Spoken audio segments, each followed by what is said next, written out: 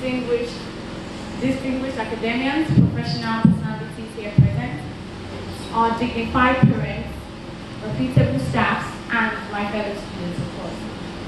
Ekarima Naomi is my name, and very briefly, I'd like to share with you all my views on the effect of ideal parenting in nation building. Let me take that again. The effect of ideal parenting in nation building. Now, parenting is a very key factor in the upbringing of a child from conception to adulthood. Because the human mind, nature has made this possible because the human mind is subject to adaptation within an ecosystem. I remember my mom once told us that at a certain stage of pregnancy, the mother can communicate with the baby and the baby understands. I personally see parenting beyond childbearing. It goes far beyond that. It starts from childbirth and probably comes to a climax when the child is physically, psychologically, financially, and emotionally stable and fit to stand on their own. Simply put, when you give birth to a child, you are called a parent.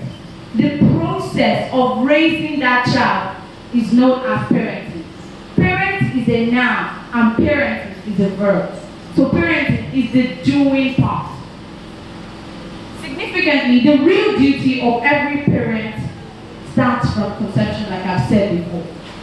Ironically, some of the things we see going on in our society is obviously the opposite. You see parents sending children out at a premature age into teenage marriage or into the streets or even into a foreign land for greener pastures. How come? In the same society, although a fraction of a few, we see parents who have raised their children with all the resources and mental guidance they have to direct that child in his or her life affairs. Today we are having a decaying nation. We are having a decaying society. A nation where criminality is celebrated. Cyber criminals are applauded by their parents. Kidnapping has become a business venture. Killings, rape, bigotry, theft, human trafficking have become the new normal. To some people, it's a spiritual case where we have to run to the mosque or run to the church or even climb the highest mountain for prayers so that God can help us. So that God can help us in building our society. That is not the case at all. Nigeria is a blessed country. We have the highest concentration of black race. We have vast presences of natural resources. We are high in intellectual human resources. Proximity to sea water, adequate expanse of land, vegetation. What else do we want that God has not given to us? What do we want? So it's not about prayers alone. There is this doing part. And that begins with parents. I consider ideal parents as the continuous expression of love for a child to instill good morals, basic education, and even vocational skills as need may arise.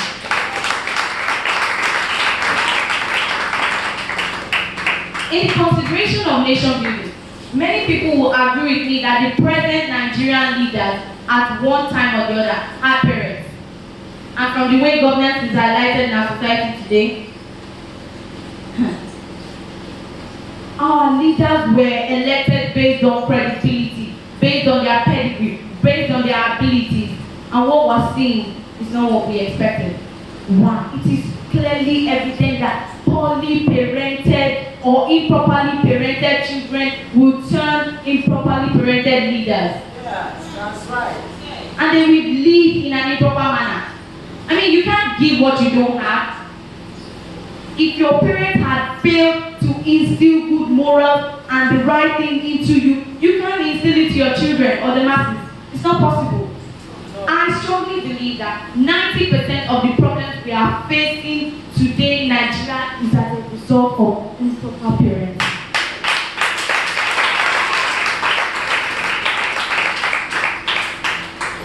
How can a parent give birth to a child and deny that child of what he needs? How can a parent give birth to a 6-year-old child How can a parent nurture a child to 6-year-old and send the child out to become a domestic servant in a strange family, thereby denying that child of basic education and all the parental guidance that child needed? A case study on a typical Nigerian street reveals 4 major characters: the area boys, the jobless graduates, homeless princesses, and street beggars. Take it or leave it, it is almost impossible to change these individuals' mindsets, except it has to do with their belief or their present needs at that time. It will be almost impossible to change how they think. In addressing this prolonged decadence, our present parents have a lot to do. I will not forget to mention here that some of our parents were quick enough to realize the effect of ideal parenting, and they have retraced their steps right now to doing what we have. And one of that effect we can see in our society today is education. We are in school. Some parents probably were unfortunate to not have education, but at least they were able to provide us with education. That's why we are in school. Please, a round of applause for all the parents here today.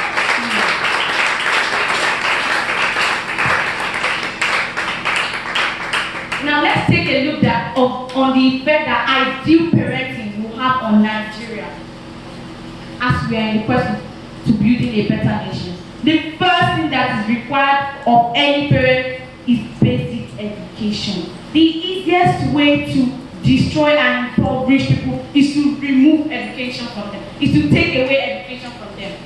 Some parts of the country today are less educated, and that is why they are less developed as well. When a child is adequately educated, take note of what I use, adequately educated, he or she can easily adapt to life changes around them without assistance. To this end, the government can actually play a role by helping us with compulsory free education, at least for the ages 5 to 12, at least basic primary education. Any parent that denies any child of basic primary education should be prosecuted and fined for child abuse. Wow. Also, there should be plans to improve the statutory standard of teachers. Teachers are the ones that build every professional we have today, for crying out loud. They are the ones that model everyone. So I think we should even make a teachers reform bill that will automatically improve the standard of education. I want to stress again on what I said. Things will always go wrong if we continue to use failed experiments. You can't continue applying crude method of doing things into a civilized society. It won't work. It will be a case of penny wise, pound foolish. Parents must not give up on challenging children. If you have challenging children, go back to them, correct them, show them the love that they can get. The family is stronger in unity than in disunity. Most importantly, ideal parenting is the bedrock of building an ideal family. And multitude of ideal families result in an ideal society. Why are we spending billions of naira resuscitating good government when we can actually build one from our homes?